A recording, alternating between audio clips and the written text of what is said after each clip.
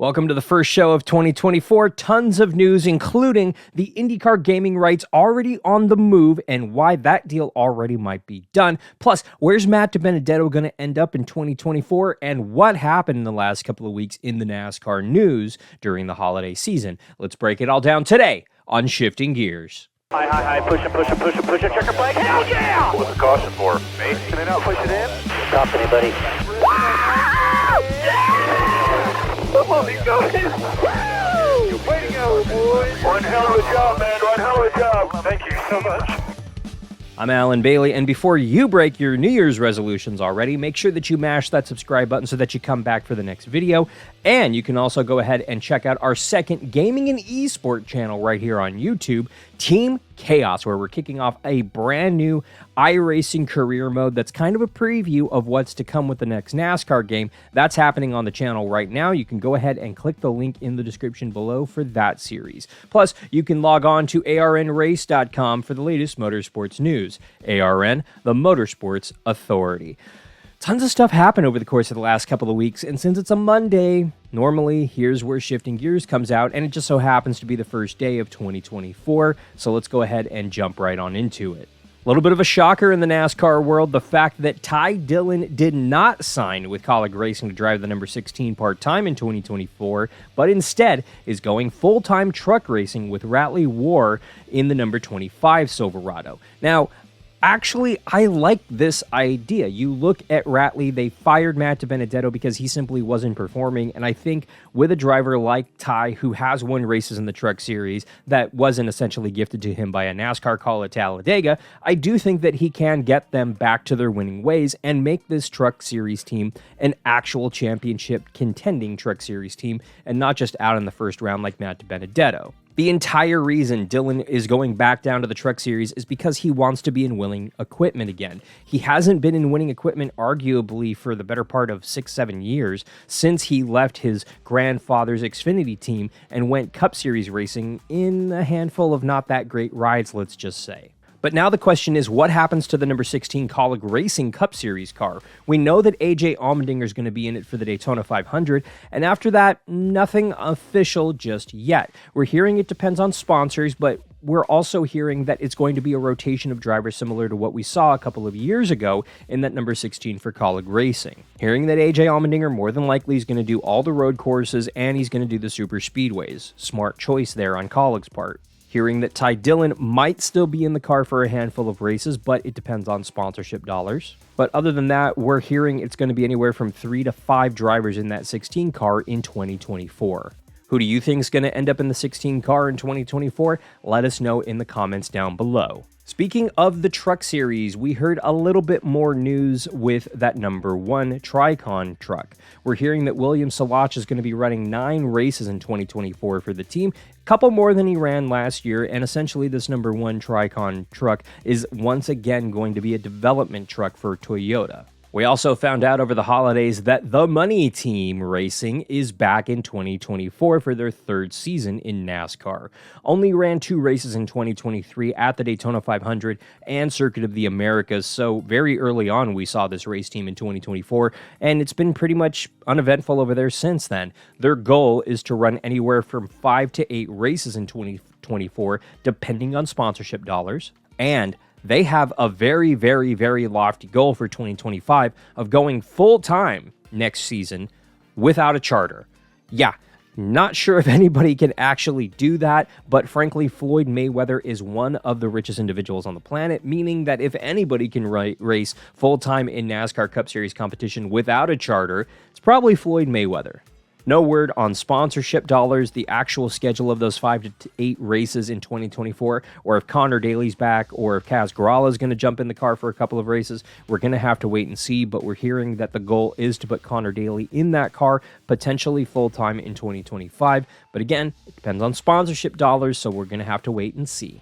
And a bit of interesting news that came out of the garage area is the fact that Valvoline is back with Hendrick Motorsports for 2024, not only with all 4 Hendrick cars as associate sponsors, but going to be on the car for a combined 5 races in 2024, 2 races for William Byron at Nashville and the Roval, and 3 races for Larson at Phoenix, Sonoma, and the Chicago Street Course. This is interesting to me because it essentially means that Valvoline is putting all their eggs in the two drivers who actually won in 2023. And the fact that Bowman and Elliott both are kind of on the hot seat over there right now. They were both playing hurt in 2023, and they both missed some races because of health. Chase Elliott due to stupid health reasons. And because of that, they are the drivers who must win in 2024. But Valvoline kind of showing they don't really have faith in these two drivers is just fascinating to me. The power struggle over there, who wins, who doesn't win in 2024 at Hendrick Motorsports, is going to be fascinating to watch throughout the entire season. And the fact that it's the 40th anniversary of Hendrick Motorsports in NASCAR is just the cherry on top of this Sunday for me. Speaking of sponsors, we also found out that FedEx is cutting back on some sponsorship dollars in 2024.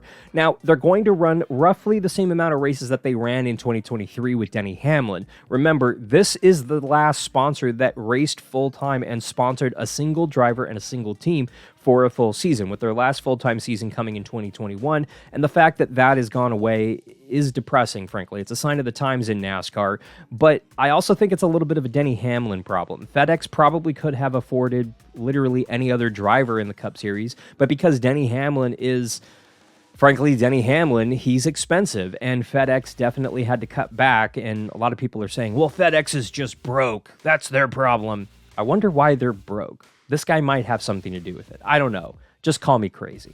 The other rumor that sparked over the holiday season is the fact that Matt DiBenedetto might have already signed a contract for the 2024 season. Now, we cannot confirm where he's going officially in 2024, or even if he's full-time or part-time. It could just be a one-off race here or there for all we know. But we're hearing that it is with AM Racing, but we're not sure if it's as a second car and a teammate to Hailie Deegan in the Xfinity Series, or if he's going to the Truck Series and the number 22 for AM Racing. We're going to have to wait and see. We cannot corroborate that. That's just the rumor floating around on the internet right now. But the big story that I know is the reason you clicked on this video is the fact that the IndyCar gaming rights might have already landed in a new developer's hands, with that deal already being signed. Let's break it down. IndyCar essentially had a deal with Motorsport Games, and when Motorsport Games went out of business, couldn't afford to make the game, Ponzi scheme fell apart, insert the insult here, whatever happened with Motorsport Games happened, IndyCar legally got the rights for their game back from Motorsport Games, and Motorsport Games is no longer allowed to produce a game, meaning IndyCar is currently shopping the gaming rights to developers. Last we heard, they were talking seriously with a few different developers, but now we're hearing that IndyCar itself has already signed a deal with iRacing and Monster Games in order to create a console game, but also to bring back IndyCar to the iRacing service in 2024. This announcement could be coming as early as the next few days or the coming weeks, depending on when IndyCar and iRacing decide to announce this, but we're hearing it's a done deal, and we're hearing that iRacing and IndyCar will hold the virtual Indianapolis 500 this year in 2024 after skipping out on it last year due to legal rights with Motorsport Games. This is something that fans have wanted to see come back to iRacing for at least a year plus. They were devastated when iRacing had to remove IndyCar naming rights and had to simply remove everything from the service when this contract went into place with Motorsport Games. And frankly, this is a wonderful move for the fan base. It's something that happened with the NASCAR fan base just a few months ago that has caught rave reviews so far, and fans are very excited for the first time in years about the new console game that's coming from iRacing and Monster Games. They've already produced a handful of really good console-only titles, including the World of Outlaw game. And yes, they do have a history of producing some pretty decent NASCAR games, with iRacing already having a lot of really phenomenal assets under their belt. And because of that, over on our second gaming channel, we will be doing a NASCAR career mode with the iRacing AI to kind of preview what's to come in NASCAR 25 when that console game drops in 2025, but also take a look at what essentially will be the NASCAR 24 game virtually with iRacing. So make sure that you go check out the Team Chaos page. The link is in the description below if you want to watch the NASCAR 24 career mode over on that channel. It's going to be a lot of fun. We're about to record the first episode, and it's going up in the next few days, and I cannot wait to experience this with y'all. And a bit of sad news to end the show. Unfortunately, NASCAR Hall of Famer Cale Yarborough, the first driver to win 3 consecutive NASCAR championships in 76, 77, and 78, has unfortunately passed away at the age of 84. The one last hit that 2023 had for us, unfortunately, took Cale Yarborough. Hands down, one of the greatest NASCAR drivers, and I would go a step further, one of the greatest drivers in the history of motorsports, hands down. He, without a doubt, blazed a trail in NASCAR, setting the world on fire, becoming the first driver to get those 3 consecutive championships, and his name definitely came up when Jimmy Johnson did it in the 2000s. I want to hear from you. What are some of your must-watch Cale Yarborough races from the NASCAR Classics page? Go ahead and drop them in the comments down below. And since you're there, make sure that you mash that subscribe button so that you do not miss a video in 2024. And if you really want to help support the channel, you can become a channel member with the link in the description below, or you could go ahead and check out our second gaming and esport channel, Team Chaos, with the link in the description, and you can log on to arnrace.com for the latest motorsports news. ARN, the Motorsports Authority. The 2024 season is already kicked off, in my opinion, because Anaheim 1 for Supercross is this weekend. It's only a few days away in Anaheim, which is not very far from where I'm sitting. Very much looking forward to that.